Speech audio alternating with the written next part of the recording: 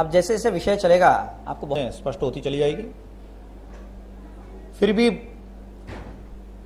बहुत सारी बातें हैं, एक बात कहने लगते हैं तो दूसरी बात छूट जाती है। अगर आपके मन में प्रश्न हो तो आपको बाद में एक पर्ची दी जाएगी, उस पर आप जरा बड़े अक्षरों में और कम शब्दों में अपना प्रश्न लिख दें। तो जब आपको ब्रेक मिलेगा तो उस ब्रेक के समय में वो प्रश्न जो है मैं देख लूंगा। अगर कुछ कॉमन प्रश्न है तो उनका उत्तर नहीं दूंगा, क्योंकि हर एक के अलग अलग उत्तर देने के बजाय एक ही उत्तर दे देंगे। प्रश्न जो मैं विषय समझा रहा हूं उसके संबंध में ज्यादा हूं। जैसे आज मुझे आते एक प्रश्न किया कि आपने देशी गाय और विदेशी गाय का कि दूध में क्या अंतर है, घी में क्या अंतर है, ये तो बता दिया, लेकिन देशी गाय और विदेशी गाय में क्या अंतर ये तो आपने बताया ही नहीं। अब हम कैसे पहचाने कि हमारे घर में जो दूध आ रहा है वो देशी गाय का है कि विदेशी गाय का है। अब ये ऐसा प्रश्न है कि जो सबके काम का है। तो ऐसे कोई प्रश्न हो कि हमें लगा केवल अपने तक सीमित नहीं बल्कि सबके काम का है और विषय से संबंधित है, तो उन प्रश्नों का फिर मैं बाद में उत्तर दूंगा। आज का विषय बहुत गहरा है, बहुत ज्यादा कंसंट्रेशन की आवश्यकता है, इसलिए आज का विषय शुरू करते हैं हम। वृंदावन आनंद प्रभु जी को कल मैंने कहा कि 1:15 का समय शुभ होता है, तो उन्होंने ठीक 9:15 बजे कीर्तन समाप्त कर दिया कि अब शुभ। हम लोगों को अपनी संस्कृति पर बड़ा गर्व है, लेकिन ये गर्व खोखला है, क्योंकि हम बहुत तेजी से पश्चिम की नकल कर रहे हैं। बातें हम करते हैं भारतीयता की और हम अपने व्यवहार में इंडियन होते चले जा रहे हैं। हम कहते हैं कि ये सृष्टि जो है, प्रकृति जो है, पंच तत्वों से बनी है। हमको नाम भी पता है कि पंच तत्व क्या है। हम कहते हैं आकाश, वायु, अग्नि, जल और पृथ्वी। लेकिन जब विज्ञान की बात आती है तो हम कहते हैं कि प्रकृति कुछ तत्वों से बनी हुई है, कुछ एलिमेंट्स से बनी हुई है। उसमें से कुछ गैस के फॉर्म में है, कुछ लिक्विड फॉर्म में है, कुछ सॉलिड फॉर्म में है। अब सोना क्या है तो बोले तत्व है, चांदी क्या है, तत्व है। जबकि हमने सुना है कि पंच तत्व होते हैं, 5 के अलावा कोई तत्व होता ही नहीं है। तत्व का मतलब तत्व, वह तू ही है। इस सोना चांदी जब से हमने इनको तत्व कहने लगे तब से इनमें फंस गए। ये धातु है, ये तत्व नहीं है। इसलिए हमको समझना है कि हम केवल, हमारे शास्त्रों में लिखा है सृष्टि पंच तत्व से बनी है, बस इतना ही है क्या? क्या इसके पीछे कोई विज्ञान नहीं है? या ये खुद अपने आप में एक विज्ञान है? इन पंच तत्वों को हमारे आयुर्वेद के ऋषियों ने और सरल कर दिया। उन्हें भी पता था कि भाई आगे आने वाले समय में क्या होगा, लोगों की स्मरण शक्ति कम हो जाएगी, जो उनके दिमाग की स्टोरेज कैपेसिटी है वो कम हो जाएगी। तो 5 चीजों को कहां याद रखेंगे? तो उन्होंने हमारे ऊपर कृपा की और इन 5 को 3 में बदल दिया। आकाश और वायु को मिला के बनाया वात, अग्नि और जल को मिला के बनाया पित्त, और जल और पृथ्वी को मिला के बनाया कफ। और इन वात पित्त कफ के अंदर ही हमारी सारी बीमारियों को डाल दिया। अगर आपको कोई बीमारी होती तो आप पहले पहचानिए कि बीमारी वात की है, पित्त की है या कफ की है, फिर उसका इलाज कीजिए। आपको अपनी प्रकृति को भी पहचाना है तो पहचानिए कि मेरी प्रकृति वात प्रधान है, पित्त प्रधान है या कफ प्रधान है। तो इस प्रकार से हम अपनी प्रकृति को अगर पहचान लेते हैं तो हम बहुत आराम से अपना इलाज कर सकते हैं। और इलाज करना तो दूर की बात है, हम बीमार ही नहीं पड़ेंगे। हाँ, मैंने कहा जो पिछले जीवन के पाप के कारण बीमारी आती है वो बात अलग है, लेकिन अगर हम इन तत्वों को समझ लेते हैं तो हम बीमार ही नहीं पड़ेंगे। और इनको समझना कोई बहुत कठिन है क्या? सामान्य व्यक्ति इनको समझ नहीं सकता है? ये कितना सरल विज्ञान है, यही समझाने के लिए मैं आज आपके सामने खड़ा हुआ हूं। हम लोगों के दिमाग में एक बात है, आयुर्वेद यानी क्या है? जड़ी बूटियां। वास्तव में आयुर्वेद में जड़ी बूटियों का केवल 10% स्थान है। आयुर्वेद जड़ी बूटियों को 10% से ज्यादा महत्व नहीं देता है। और आज जो बहुत ज्यादा जड़ी बूटियों को अगर महत्व देते हैं तो वो सब धंधा बन गया है। एलोपैथी को देख देख के आयुर्वेद के वैद्यों के मन में भी लालच आ गया। बहुत सारी कंपनियां खुल गई, वो आयुर्वेद की दवाइयां, कोई भी दवाई आयुर्वेद नहीं होती है, आपको समझ में आ जाएगा। हर्बल मेडिसिन अलग चीज होती है, आयुर्वेदिक मेडिसिन अलग चीज होती है। जो लिखा जाता है कि ये आयुर्वेदिक औषधि है, ये गलत है, धोखा है हमारे साथ। जब तक कोई आपकी प्रकृति को पहचान के आपको औषधि नहीं देता है, तब तक वो आयुर्वेदिक नहीं होती, उसके पहले वो केवल हर्बल होती है। इसलिए एक मेडिसिन एक को फायदा कर सकती है, वही दूसरे को नुकसान कर सकती है। इसलिए कल जैसे मैंने बताया समय का महत्व होता है, ऐसे ही प्रकृति का भी सबसे ज्यादा महत्व होता है। कल मैंने घी के बहुत सारे गुण बताए, लेकिन कुछ लोगों को घी नुकसान कर सकता है। जैसे किसी को कफ हो रहा और उसने घी खा लिया तो घी उसको फायदा की जगह नुकसान कर देगा। किसी को आंव की समस्या है, शौच में मल के अंदर म्यूकस निकलता है, ऐसे व्यक्ति को अगर हमने घी खिलाया वो उसको नुकसान कर जाएगा। तो प्रकृति अलग अलग है, उस हिसाब से प्रकृति को देखकर फिर घी दिया जाता है, फिर कोई भी चीज दी जाती है। तो हमारी प्रकृति क्या है, हमें कौन सी चीज सूट करेगी, ये सबसे ज्यादा महत्वपूर्ण है। ये नुस्खा है, इसने इसको फायदा किया तो ये मुझे भी फायदा करेगा, ये बिल्कुल भी जरूरी नहीं है। और आज क्या कर रहे हैं हम लोग, केवल नुस्खे को पीछे चल रहे हैं। किसी को एक चीज से फायदा हो जाए वो तुरंत उसका प्रचार करना शुरू कर देगा। जैसे एक बड़ी गलतफहमी चल रही है कि सुबह उठते उठते ही पानी पियो, 1.25 लीटर पानी पियो, बिना थूके पानी पियो। यह वास्तव में वाटर थेरेपी है। थेरेपी बीमारी जब तक होती है तब तक के लिए होती है। बीमारी ठीक होने के बाद थेरेपी को छोड़ देना चाहिए, क्योंकि वो जीवन शैली नहीं है। इसलिए आप अगर कोई बीमारी से छुटकारा चाहते हैं तो सुबह उठिए और बिना थूके पानी पीजिए 1.25 लीटर। लेकिन ये आप 1 महीने कर सकते हैं, किसी बीमारी में 2 महीने कर सकते हैं, किसी बीमारी में 3 महीने कर सकते हैं। लेकिन आप हमेशा करते चलेंगे तो बड़ी बड़ी बीमारियों से ग्रस्त हो जाएंगे। बीमारी ठीक हुई तो औषधि को छोड़ दीजिए, थेरेपी को छोड़ दीजिए। ऐसे ही होता है कि भाई तांबे का पानी बहुत अच्छा होता है, कुछ लोग 12 महीने तांबे का पानी पीते हैं। ये बहुत नुकसान करने वाली चीज है। केवल सर्दी की ऋतु में, शीत ऋतु के अंदर तांबे का पानी पीना चाहिए, इसके अलावा कभी भी तांबे का पानी नहीं पीना चाहिए। हां, कोई बीमारी हो, किसी वैद्य ने बताया तो बात अलग है, लेकिन कहीं सुन लिया हमने कि तांबे का पानी बहुत अच्छा होता है, हमने पी के देखा, सर्दी में देखा। अब मेरे साथ समस्या क्या होती है कि मैं कई बार व्याख्यान के अंदर, जैसे अभी वर्षा ऋतु चल रही तो मैं वर्षा पर ज्यादा आधारित बातें बताता हूं। अब जो चीज वर्षा काल को लागू होता है वही चीज आप शीतकाल में या ग्रीष्म काल में, गर्मियों में करेंगे तो क्या होगा, वो तो नुकसान करेगा। लेकिन क्या होता है कि हम लोग इंटरनेट पे जाते हैं, यूट्यूब पे सुनते हैं और हम उस चीज को फॉलो करने लग जाते हैं। सर्दी की ऋतु में मैंने किसी को कह दिया कि गुड़ स्वास्थ्य के लिए बहुत अच्छा है, अब लोग गर्मी आ गई तो भी गुड़ खाए जा रहे हैं। तो ये समझ में आना चाहिए कि भाई गुड़ जो है वो सर्दियों में अच्छा है। हमारे देश में हजारों प्रकार की शक्करें बनी, अलग अलग ऋतु के हिसाब से सैकड़ों शक्करें, उसी शक्कर का एक प्रकार गुड़ है। अब वो 12 महीने खाएंगे तो नुकसान ही करेगा वो। इसलिए अपनी प्रकृति को और बाहर की प्रकृति को, इसको समझना बहुत जरूरी है। एलोपैथी ने इनको समझा नहीं, इसलिए मैं कहता हूं कि एलोपैथी साइंस नहीं है। द्रौपदी माता जी जो आपके सामने बैठ के मृदंग बजा रही थी, कल कह रही थी कि आपकी बातें सुनने के बाद मुझे लगता है कि मुझे एलोपैथी छोड़कर अब आयुर्वेद की प्रैक्टिस करनी चाहिए। वो खुद भी MBBS है और MD कर रही है वो। लेकिन अभी तो, कल तो मैंने थोड़ी सी बात बताई, आज मुख्य विषय आयुर्वेद का तो आज आएगा। कल तो केवल नुस्खे बताए थे, कुछ और प्राण विज्ञान बताया था। आज पंच तत्व का जो विज्ञान है वो बता रहा हूं। वायु, हमको समझ में आ गया कि वात के 2 अंग हैं, आकाश और वायु। अब आकाश जो है निष्क्रिय है, सूक्ष्म है, हम जल्दी से समझ नहीं सकते हैं, लेकिन वायु हमारे समझ में आ सकती है। तो वायु के 5 लक्षण देख लीजिए आप। पहला लक्षण क्या है वायु का, वायु के अंदर गति है। कहते हैं कि सूक्ष्म जगत में सबसे अधिक गति किसकी है, मन की है, और स्थूल जगत के अंदर सबसे अधिक गति वायु की है। जब तूफान आता है तो क्या होता है, हमको पता है उसकी गति के कारण आगे कोई टिक नहीं पाता है। तो हमारे शरीर में जितनी भी गतियां हो रही है, चाहे हमारी आंखों का झपकना हो, चाहे हमारी सांस का चलना हो, चाहे हमारे रक्त का दौड़ना हो, चाहे हमारे उंगलियों का, हाथ पैर का मूवमेंट हो, चाहे हमारे हृदय का धड़कना, सब जो चीजें हैं, जितनी भी बातें हैं, ये सब की सब वात से संबंधित है। अगर इसमें कोई समस्या आए तो हमको समझना चाहिए कि हमारा शरीर जो है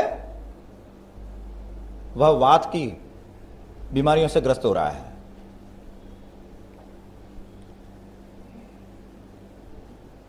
अब जैसे पैरालिसिस का पेशेंट है, क्या हुआ, उसकी हलचल गड़बड़ हो गई ना, तो इसलिए पैरालिसिस जो है, लकवा है, ये किसकी बीमारी है, वात की बीमारी है। हमारे जोड़ों में दर्द हो रहा है, हम आराम से मूवमेंट नहीं कर पा रहे हैं, सामने झुक नहीं पा रहे हैं, घुटना हमारा मुड़ नहीं रहा है, तो जितने भी जॉइंट्स हैं वो सब वात के अंग हैं और इसलिए वो वात की बीमारी है। पैर, हम पैर से सबसे ज्यादा गति करते हैं, इसलिए पैर की अधिकतर बीमारियां जो है वो वात की बीमारियां होती है। अब किसी को पैर में दर्द हो तो समझना चाहिए कि उसका सबसे बड़ा कारण वात है। इसी तरह से हमारे जितनी भी गतियां हैं, तो वायु का क्या गुण बताया, वायु का गुण है, वायु हमेशा मंद होनी चाहिए। मंद वायु स्वास्थ्य के लिए बहुत ही अच्छी होती है। और आज क्या हो रहा है, हम लोग बैठेंगे तो एकदम तेज हवा के नीचे, तेज पंखे के नीचे, सोएंगे तो एकदम तेज पंखे के नीचे। ये तेज पंखे से क्या होता है, शरीर में वायु बढ़ती है। अब देखिए, जब आंधी, अब मुंबई के लोग तो आंधी जानते नहीं है, लेकिन जो लोग मुंबई के बाहर भी जिनको रहने का सौभाग्य मिला है, वास्तव में जिनको मुंबई के बाहर रहने का मौका मिला उन्हीं को सौभाग्य मिला है, वो सब जानते हैं कि जब आंधी आती है तो हम लोग क्या करते हैं, फटाफट खिड़की दरवाजे सब बंद कर देते हैं, कपड़े वपड़े सूख रहे होंगे फटाफट लेके आ जाते हैं उनको अंदर, तुरंत घर को बंद कर लेते हैं। और जब आंधी चली जाती है तो हम वापस खिड़की दरवाजे खोलते हैं। अब आंधी आने के पहले दरवाजे खिड़कियां बंद करना यह विज्ञान है, या आंधी आने के बाद पूरे घर में धूल मिट्टी भर जाए और फिर कोई आपके पास वैक्यूम क्लीनर लेके आए कि देखिए परेशान होने की जरूरत नहीं है, जिस मकान को आपको साफ करने में 2 दिन लगते थे, हमारे वैक्यूम क्लीनर से हम इसको 2 घंटे में साफ कर सकते हैं। अब आप बताइए, इसको साइंस कहेंगे या खिड़की दरवाजे को बंद करना यह साइंस है? इसलिए आयुर्वेद बताता है कि आने वाली बीमारियों को हम कैसे पहचानें। आंधी तूफान चलता है तो हमें मालूम पड़ जाए, और आंधी तूफान को रोकने के लिए हम लोग पहले से तैयार हो जाएं। लेकिन हमने अपने घर के अंदर ही चक्रवात चला रखा है, पंखा चलता रहता है एकदम तेज, और उसके नीचे सो रहे हैं, तो क्या होगा? तेज पंखे के नीचे सोने से हवा जो है कान से घुसती है अंदर, और कान से घुसने के कारण थायराइड की बीमारी सबसे ज्यादा फैल रही है। अब अगर आपको थायराइड से बचना है तो तेज पंखे के नीचे नहीं सोना है। दूसरा, कान के ऊपर कुछ लपेट लेना है, जैसे कान पे आपने स्कार्फ बांध दिया। कई लोग कहते हैं रुई डालें, तो रुई डालेंगे तो अनकंफर्टेबल होता है। अगर आप स्कार्फ बांध दें या कुछ ऊपर बांध लें उसके ऊपर, तो आप आराम से सो भी सकते हैं। और अब थायराइड के और भी एक कारण है, जो हमारे यहां पर आयोडाइज नमक का प्रचार किया गया, वो एक बहुत बड़ा षड्यंत्र है, उसके कारण भी थायराइड हो रहा है। वास्तव में नमक कैसा होना चाहिए? आपने यहां मीरा रोड पे या कहीं पे देखा होगा कि नमक कैसे बनाया जाता है। नमक की क्यारियां होती है, उसके अंदर समुद्र का पानी भरा जाता है, और भरने के बाद नमक क्रिस्टल के रूप में बनना शुरू हो जाता है।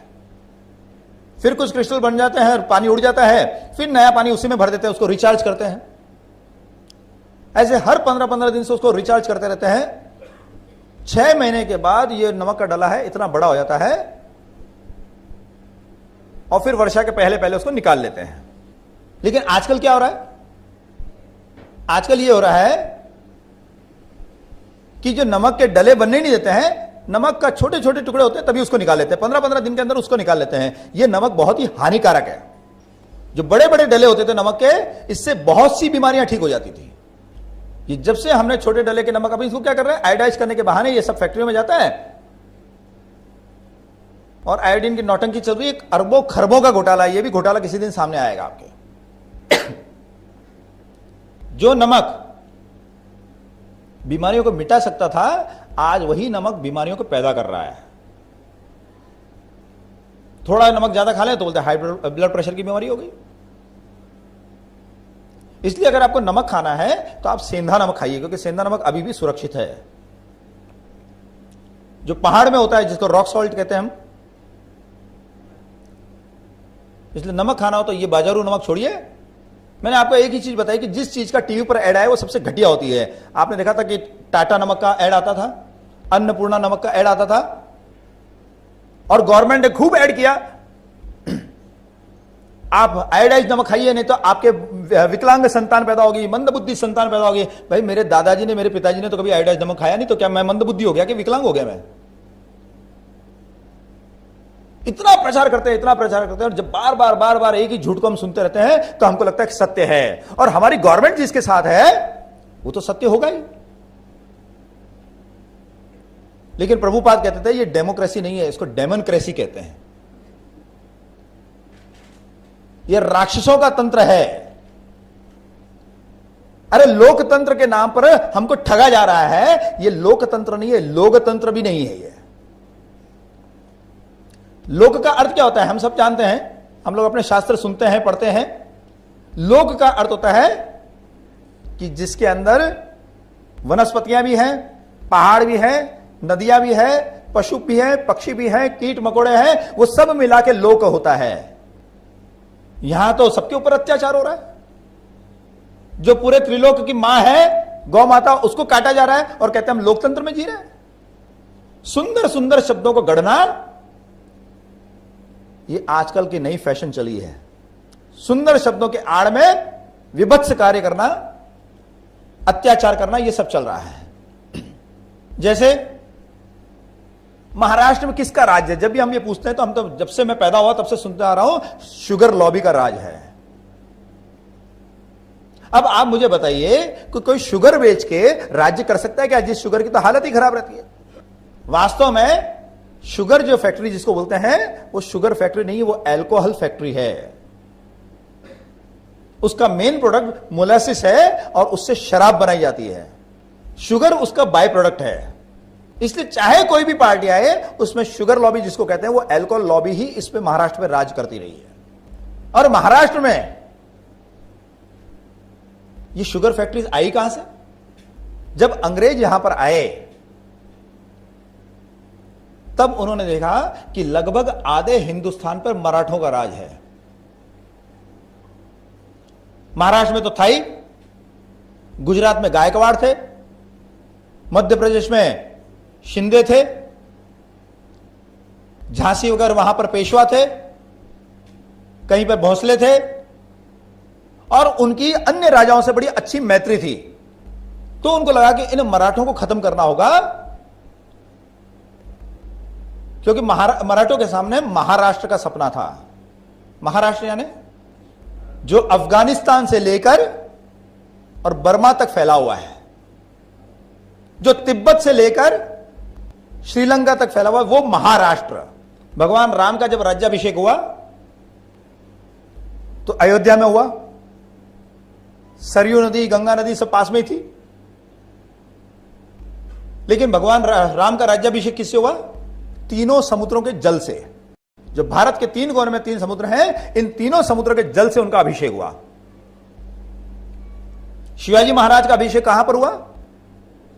रायगढ़ में हुआ। समुद्र पास में था। लेकिन शिवाजी महाराज का जो अभिषेक हुआ वो 7 नदियों के जल से हुआ,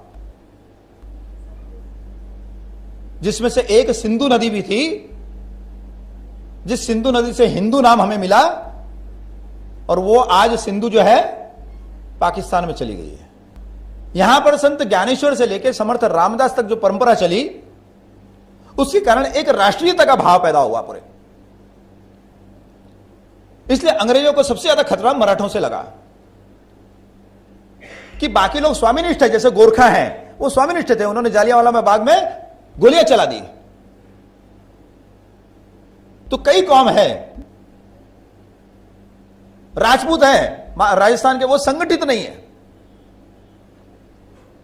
लेकिन ये मराठा सबको संगठित करते चले रहे, इनको खत्म करना होगा। तो सबसे पहला काम क्या किया उन्होंने, अपनी सेना के अंदर मराठों को नहीं लिया। बोले नहीं, मराठे छोटे होते हैं, इनकी हाइट कम होती है, तो गोरखा तो उनसे भी छोटे होते हैं, उनको कैसे ले लिया। फिर दूसरी बात, उन्होंने यहां पर यूपी के अंदर हजारों प्रकार की शक्कर बनती थी, इन लोगों ने क्या किया, यूपी की शक्कर के ऊपर कई % टैक्स लगा दिया और बैन लगा दिया कि यूपी की शक्कर बाहर नहीं जा सकती है। अब यूपी में तो घर घर में शक्कर बनती थी, तो कहां बेचेंगे उसको, कौन किसकी शक्कर खरीदेगा। और ये शुगर इंडस्ट्री जो है धड़ाधड़ बंद होने लगी। एकदम प्राकृतिक शक्कर, ऋतु के अनुसार शक्कर, हजारों वैरायटी की शक्कर यूपी के अंदर बनती थी, वो सब खत्म हो गई इंडस्ट्री। और महाराष्ट्र में उन्होंने शुगर फैक्ट्री खड़ी करनी शुरू की। महाराष्ट्र के किसानों की विशेषता यह थी कि वो एक एक साल में 6-6 फसलें लेते थे। नीचे टमाटर उगा है, उसके ऊपर दूधी चल रही है, उसके बीच में से पपीता निकला है, उसके ऊपर नारियल है। ये कोंकण के अंदर मैंने भास्कर सावे जी के खेत में देखा, एक साल में 6-6 फसल ले रहे हैं। वो अंग्रेज जिस देश से आए थे, यूरोप से आए थे, वहां साल में 1 फसल, और यहां का किसान साल में 6 फसल ले रहा है। परेशान हो गए, ये क्या है। उन्होंने कहा इस महाराष्ट्र की धरती को खत्म करना होगा, इसलिए 1 फसल वाली, पूरे साल में 1 फसल गन्ने की। तो गन्ने के ऊपर दुनिया भर की सब्सिडी दी गई, गन्ने पे से सब टैक्स हटाया गया, दूसरे जितने प्रोडक्ट्स हैं उनके ऊपर दुनिया भर के टैक्स लगा दिए गए, ताकि दूसरी खेती नहीं कर पाए, और जबरदस्ती गन्ना पैदा करवाया गया यहां पर। और जब गन्ना पैदा हुआ तो उसके बाद क्या हुआ कि जब लोग चौपट होने लगे, लोगों की इकोनॉमी खराब होने लगी, जब आदमी डिप्रेशन में होता है तो वो शराब का सहारा लेता है। तो खूब शराब यहां पैदा की गई और मराठों को जबरदस्ती शराब पिला पिला के उनका नाश किया गया। अब कभी कभी हमारे मंत्री कहते हैं, अरे किसान तो शराब पीता है इसलिए आत्महत्या करता है। कभी कभी तो इतने बेशर्म मंत्री होते हैं कि किसान तो जो है ना, वो प्रेम मोहब्बत के चक्कर में पड़ जाता है इसलिए आत्महत्या करता है। पढ़ा होगा आपने कल के अखबार में, हमने इनको इसलिए चुनकर भेजा था वहां पर कि वो अन्नदाता का अपमान करे। वो एक मंत्री था, बोले नदी में किसान कह रहे थे, अरे आपने तो कहा कि आप जो नहर बना रहे हैं, इस नहर के लिए जो जमीन ले रहे हैं हमारी, छीन रहे हैं, तो इससे भले ही 10 किसानों को नुकसान होगा, बाकी 90 किसानों को तो फायदा होगा। लेकिन ये नहर बनने के बाद आपने हमको पानी देना बंद कर दिया, आप तो सब इंडस्ट्रीज को पानी दे रहे हो। तो इसलिए किसानों ने यहां पर आजाद मैदान पर धरना दिया। तो उस समय के मंत्री क्या कहते हैं, अरे भैया अगर यहां पर पानी नहीं है तो क्या मैं जाके पेशाब करूं वहां पर। इतने निर्लज्ज, ऐसे बेशरम लोग जो हैं वो हमारे देश में मंत्री बन जाते हैं। क्यों बनते हैं, क्योंकि पीछे शुगर लॉबी का सहारा है। नाम कितना सुंदर, कितना मीठा है नाम, शुगर लॉबी, और अंदर क्या है वास्तविकता उसकी, वो शराब लॉबी है। इतना जबरदस्त टैलेंट महाराष्ट्र के अंदर, आध्यात्मिक टैलेंट, नेतृत्व का टैलेंट। हम भी जानते हैं कि यहां पर किस किस का नेतृत्व था। पहला स्वतंत्रता संग्राम जो छिड़ा वो थे वासुदेव बलवंत फड़के। उसके बाद गांधी जी जब यहां आए तो उनके गुरु कौन थे, गोपाल कृष्ण गोखले। नेतृत्व किसके हाथ में था, लोकमान्य तिलक। बड़े दिग्गज नेता यहां पर थे, नेतृत्व देने की जिनकी क्षमता थी, जिनके पास एक बड़ी दृष्टि थी। ऐसे लोगों को खत्म करने के लिए चाल चली गई। इसलिए जब भी कोई बहुत सुंदर नाम आए तो आपके कान खड़े हो जाना चाहिए, इसके पीछे क्या षड्यंत्र है। और खास करके अगर राजनीतिक मंच से कोई आए तो और ज्यादा कान खड़े होने चाहिए कि इसके पीछे क्या मंशा है इनकी। और हम लोग तो जुमलों में फंसने वाले लोग हैं। हमारे नेता कहते हैं वो तो चुनावी जुमला था, अब उनको भेज दिया तो कहते हैं वो तो जुमला था। इसलिए सुंदर शब्दों के, नेताओं के शब्दों में आइए मत, असलियत समझिए कि इस देश में कैसा कैसा षड्यंत्र चल रहा है। तो आयोडाइज नमक का षड्यंत्र चला, और ये जो शक्कर बनती है, जो मिलों में शक्कर बनती है, वो स्वास्थ्य के लिए खराब है। उसमें सल्फर का प्रयोग होता है। अगर किसी को स्किन डिजीज है और वो सल्फर वाली शुगर खाता है तो उसकी स्किन डिजीज ठीक हो, इसकी संभावना बहुत कम रहती है। इसी शक्कर के कारण जो कहते हैं कि भाई डायबिटीज बढ़ रही है, उसमें से एक कारण ये भी है। लेकिन इसका और भी बड़ा कारण है जो मैं आपको धीरे धीरे बताऊंगा। राजस्थान के अंदर, मथुरा के अंदर तो परंपरा रही है मिठाई खाने की। आपने किसी मारवाड़ी की शादी अगर अटेंड की होगी पुराने जमाने में, अब तो नहीं, तो केवल और केवल मिठाइयां खाते थे। पूरी थाल भर के मिठाइयां मिठाइयां मिठाइयां खाते चले जाएंगे, 2 किलो मिठाई खा जाएंगे, और उसके बाद थोड़ा सा पूड़ी और मिर्ची या कोई अचार और ऐसा कुछ ले लिया, सब्जी ले ली, बस हो गया खत्म। 1 पूड़ी 2 पूड़ी से ज्यादा कोई खाता ही नहीं था। लेकिन राजस्थान के लोगों को डायबिटीज बहुत कम। और केरल में मैं गया, वहां पर देखा कि वहां के लोग खाते ही नहीं मिठाइयां। 1 पीस मिठाई आ गई तो बहुत हो जाता है। और सबसे ज्यादा डायबिटीज कहां पर है? केरल में। क्यों?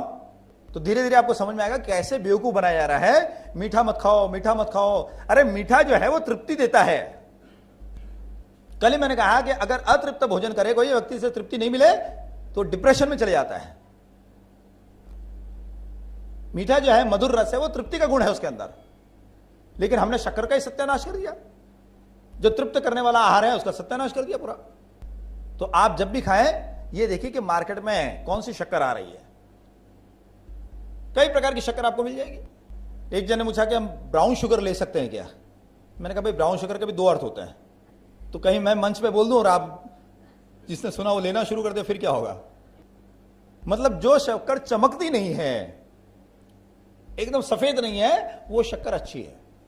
अब उसमें कोई ऑफ वाइट होती है, कोई ब्राउन हो सकती है, ऐसी शक्कर आप खाइए। ऐसे ही जब मैं षड्यंत्र की बात बता रहा हूं तो डेयरी, जिसको व्हाइट रेवोल्यूशन का कारण माना गया, डेयरी भी बहुत बड़ा बेवकूफ बनाने का धंधा है।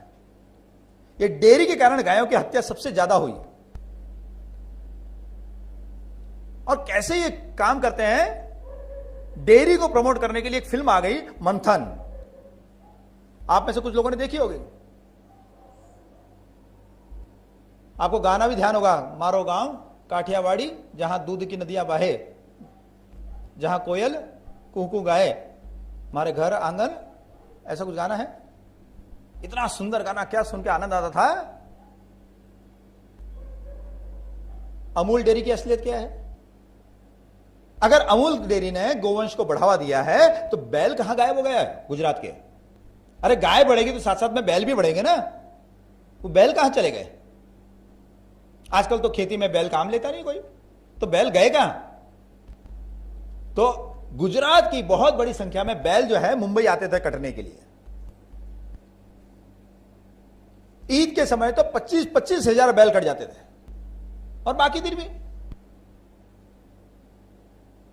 जगह जगह पे, यहां पर मालेगांव, वहां पर बड़ी संख्या में बैल आते थे, वहां कटते थे।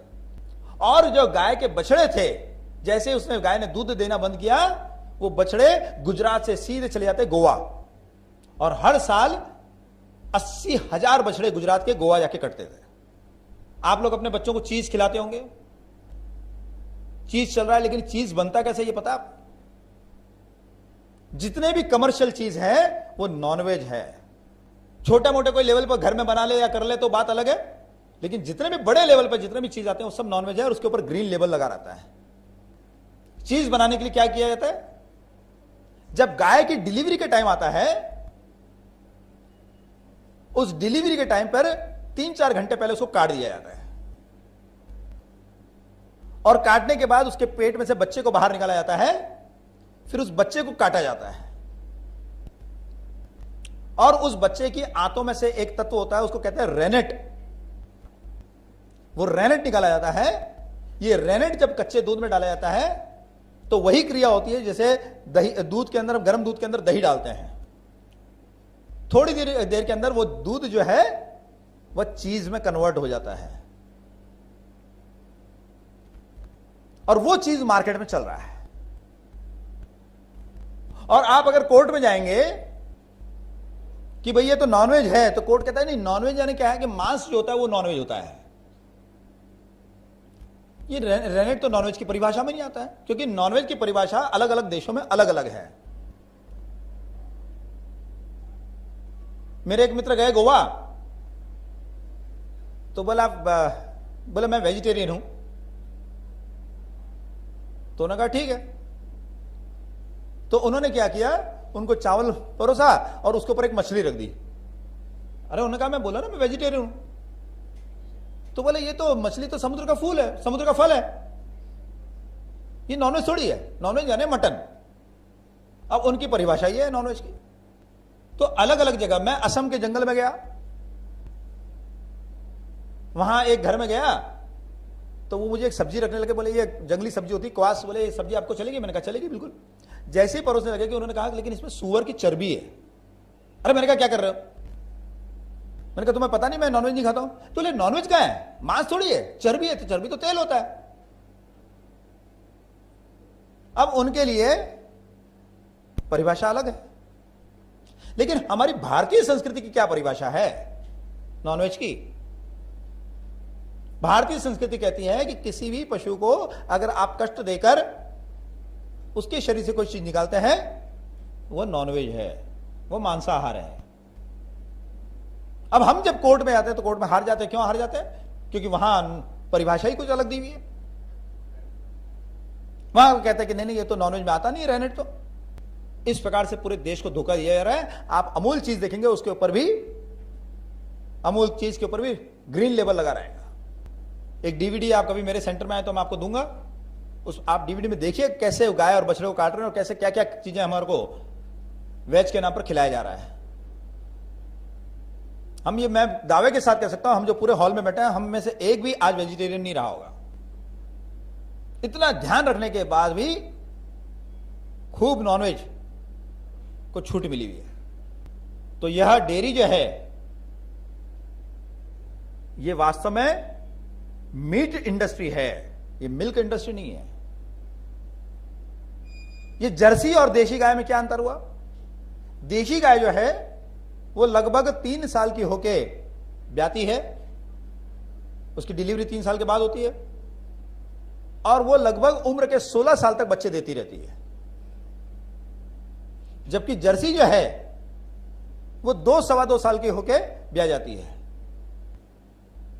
और लगभग 10 साल तक वो ब्याती रहती है। अब गाय की उम्र जो है वो 22 साल के लगभग होती है एवरेज।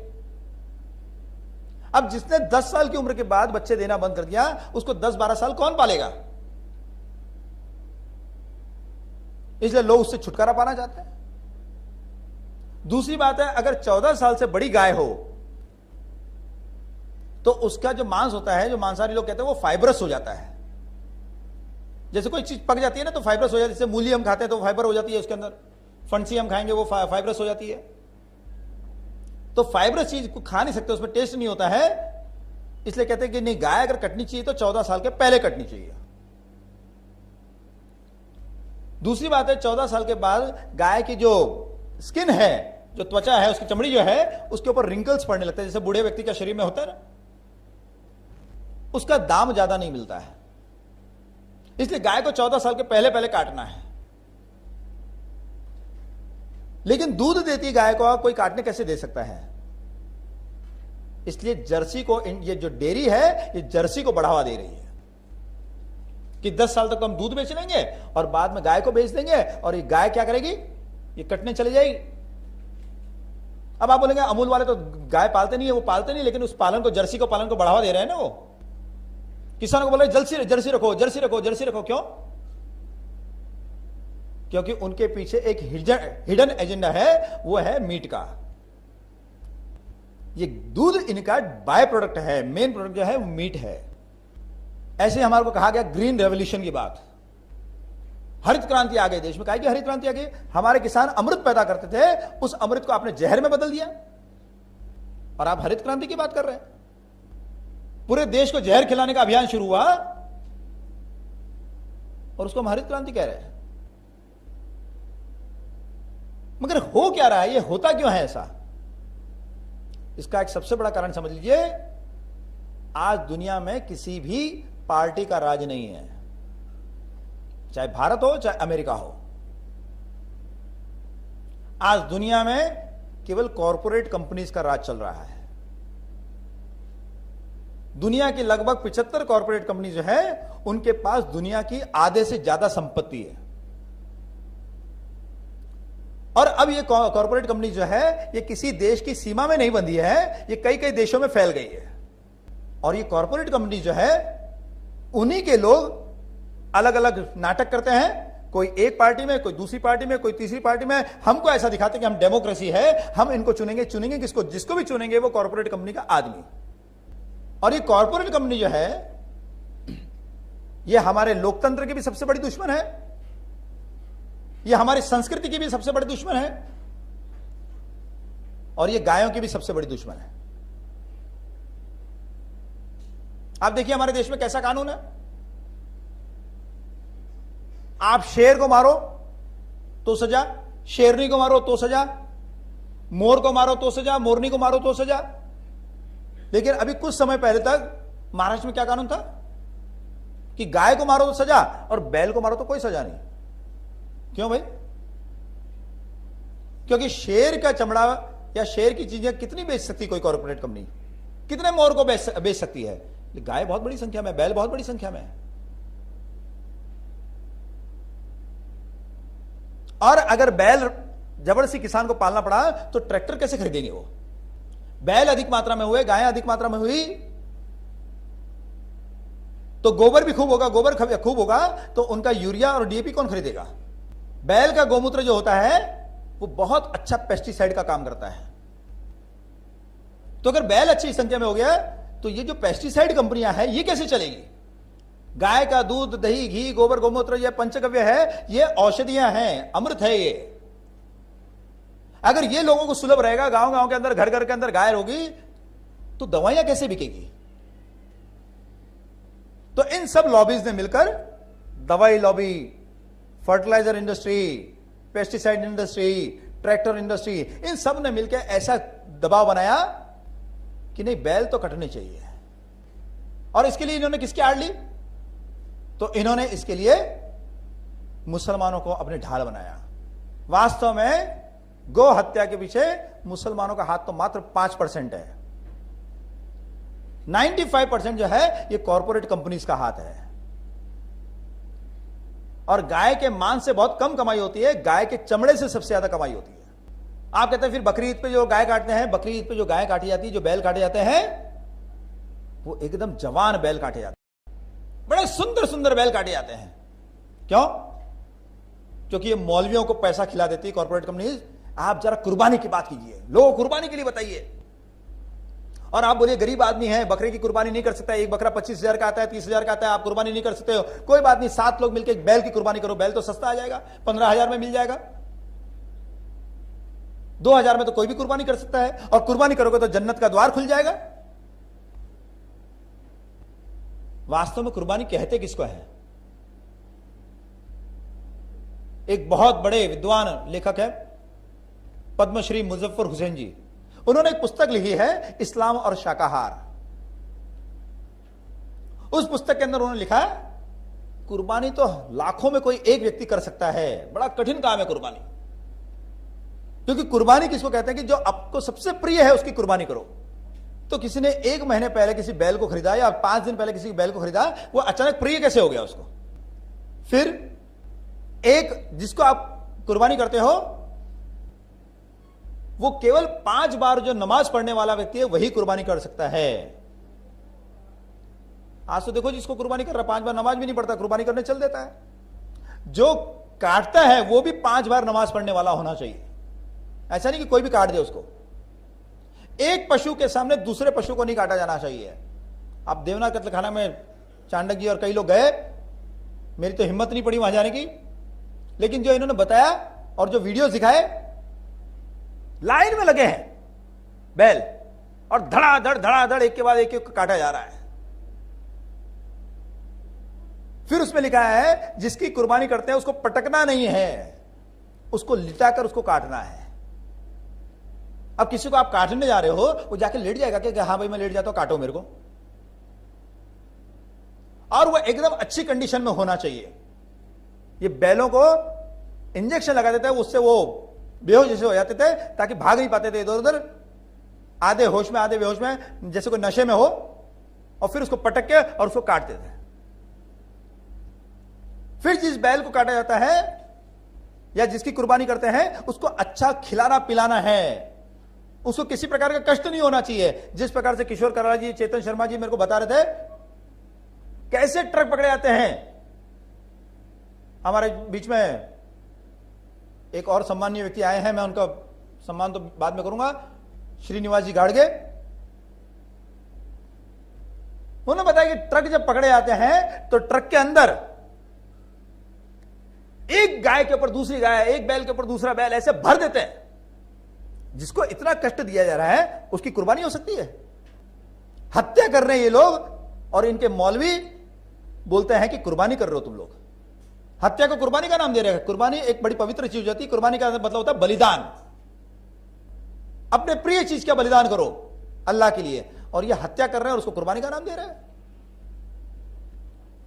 आप भी अपने कोई मुसलमान मित्र हो तो उनको ये इस्लाम और शाकाहार पुस्तक जरूर गिफ्ट कीजिए कि यार तुम कर क्या रहे हो, तुम भी धर्म पे चलो। हम कहां मना करते तुमको अपने धर्म पे चलने के लिए, लेकिन धर्म के नाम पर चल क्या रहा है। और उसमें जो सबसे कठिन कंडीशन है, वो कंडीशन ये कि जिसकी कुर्बानी करता है, जिसकी कुर्बानी देते हो आप, उसकी आंखों में देखते हुए कुर्बानी दीजिए। मैं गोपाष्टमी के दिन एक मुस्लिम कपल को लेके गया केशव सृष्टि। केशव सृष्टि में जो गौशाला है, वहां मैंने उसे कहा कि इसके ऊपर हाथ फिराओ। पहले तो डर रहा था, कभी गाय के ऊपर हाथ फिराई नहीं थी उसे। फिर मैंने उसे बताया गाय के गले पे हाथ फिराओ, गाय को बड़ा अच्छा लगता है। तो उसने गाय के गले पे हाथ फिराना शुरू किया, तो गाय ने तुरंत अपनी गर्दन ऊपर उठा ली। अब वो बड़े डरते डरते हाथ फेरा था कि कहीं मुझे मार नहीं देते, तो देखते जा रहा था उसकी आंख में कि कहीं कहीं मारे तो नहीं मुझे। बाद में उसकी पत्नी का फोन आया, उसने करीब 10 मिनट हाथ फिराया गाय के ऊपर। बाद में उसकी पत्नी का फोन आया मेरे पास, क्योंकि वो मेरी पेशेंट थी। उन्होंने कहा कि मेरे पति कह रहे थे कि गाय की आंख कितनी सुंदर है, मैंने आज तक दुनिया में इतनी सुंदर आंखें नहीं देखी। अरे जो गाय को काटने वाला है, 1 मिनट केवल अगर गाय की आंख में देख ले तो गाय को काट नहीं सकता। तो ये लोग क्या काटने वाले गाय की आंख में देखते नहीं?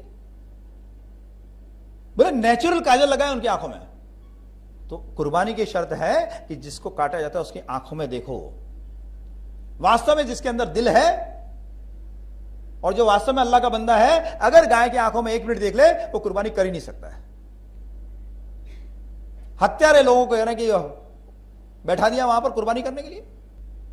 इसलिए गाय का सबसे बड़ा दुश्मन मुसलमान नहीं है। गाय के सबसे बड़े दुश्मन कॉर्पोरेट कंपनीज, क्योंकि 25-25 हजार बैल कटते हैं एकदम नए नए, और उन बैलों का चमड़ा इकट्ठा होता है और उनका चमड़ा खूब अच्छे भाव में बिकता है। वो चमड़ा खूब अच्छे भाव में बिकता है और उसका कमीशन इनको मिलता है। और ये कॉर्पोरेट कंपनीज का एक सबसे बड़ा हथियार है टीवी। ये टीवी की जो एडवर्टाइजमेंट है, जो बच्चे बड़े पसंद करते हैं, ये सबसे खतरनाक चीज है। ये टीवी ने ही मैगी जैसे सड़ी हुई चीज के का क्रेजी बना दिया बच्चों को। मैगी खाना है, मैगी खाना है, मैगी खाना है। कुछ लोगों को तो पता चला कि जब मैगी पर बैन लगा है तो उन्होंने बहुत सारे पैकेट्स खरीद खरीद के लेके आ गए घर पे कि यार बाद में फिर मैगी मिलेगा नहीं। ऐसे बेवकूफ मां बाप भी कि हमारा बच्चा तो बिना मैगी के रह नहीं सकता है, 50 पैकेट लेके आ गए एक साथ। तो यह जो है टीवी से इतना ब्रेन वॉश हो रहा है, और ये टीवी कॉर्पोरेट कंपनीज का सबसे बड़ा हथियार है। जिस देश में एक से एक बढ़िया शरबत, आज उसमें वो सब चीजें हटा दी गई है और उस शरबत की जगह हम लोग क्या पी रहे हैं? कोल्ड ड्रिंक पी रहे हैं, जिनमें लगभग 23 प्रकार के जहर होते हैं। जो गुड नाइट के अंदर डाला जाता है, ऐसा जहर इसके अंदर मिला है कोल्ड ड्रिंक के अंदर। जो पेस्टिसाइड के अंदर जो जहर होता है, वो जहर भी इनके अंदर मिला है। छाछ का कोई नाम नहीं लेता। किसी के घर पे जाओ तो कोई पूछता है कि छाछ पिएंगे? उससे क्या पिएंगे आप? पेप्सी पिएंगे? हमारे यहां कहते हैं अतिथि देवो भव, और यहां अतिथि को आते पूछते हैं कि जहर पिएंगे या फिर पिएंगे चाय या कॉफी पिएंगे। अब चाय कॉफी क्या होता है? हमारे देश में हजारों प्रकार के उकाले बनते हैं। गर्मी का मौसम आया, आप दूध में जीरा डाल लीजिए, धनिया डाल लीजिए, सौंफ डाल लीजिए और उसको उबाल के उसका उकाड़ा बना लीजिए। गर्मी का मौसम आया, सर्दी का मौसम आया तो आप उसके अंदर सौंठ डाल लीजिए, लौंग डाल लीजिए, ज्यादा सर्दी हो तो दालचीनी डाल लीजिए। इस प्रकार कुछ चीजें डालकर आप बना सकते हैं। बहुत सारे अलग अलग हजारों प्रकार के उकाड़े आप बना सकते हैं, बड़े स्वादिष्ट और ऋतु के अनुसार। लेकिन 12 महीने चाय, ये चाय जो है ये सबसे बड़ी गो हत्यारी है। अगर आप सच्चे गो भक्त हैं तो चाय को छोड़िए, क्योंकि चाय जो है भैंस के दूध में अच्छी बनती है। और चाय जब से फैली है तब से लोगों ने गाय की उपेक्षा करनी शुरू की थी और भैंस को पालना शुरू कर दिया। लोग बड़े गर्व से कहते हैं गौ माता की जय, यात्रा निकालते हैं पूरे देश भर के अंदर और देखते हैं क्या पी रहे हैं, चाय पी रहे हैं। बोलते हैं हम गाय को बचाने निकले हैं। चाय पी के बचाओगे आप? गाय को अगर बचाना है तो चाय का बहिष्कार कीजिए। और चाय तो वैसे भी नशा है, हमारी संस्कृति तो कहती है कि जो नशे वाली चीज है उससे हमेशा बचना चाहिए, क्योंकि नशे वाली जो चीजें हैं वो आपके दिमाग को तमोगुण से भर देती है, फिर आपकी विवेक बुद्धि नष्ट हो जाती है। क्या सही है क्या गलत है आप पहचान नहीं पाते हैं। इस चाय ने भैंस को बढ़ावा दिया है और भैंस के अंदर तो किसी देवता का स्थान नहीं है, और भैंस के ऊपर एक देवता है उनका स्थान है। वो क्या नाम है उनका? अब यमराज के वाहन क्या है, उसके दूध का, हमारे यहां तो दुर्गा जी ने क्या किया था, भैंस को मारा था, इसलिए उनका नाम क्या पड़ा? महिषासुर नंदिनी, हाँ मर्दिनी, महिषासुर मर्दिनी।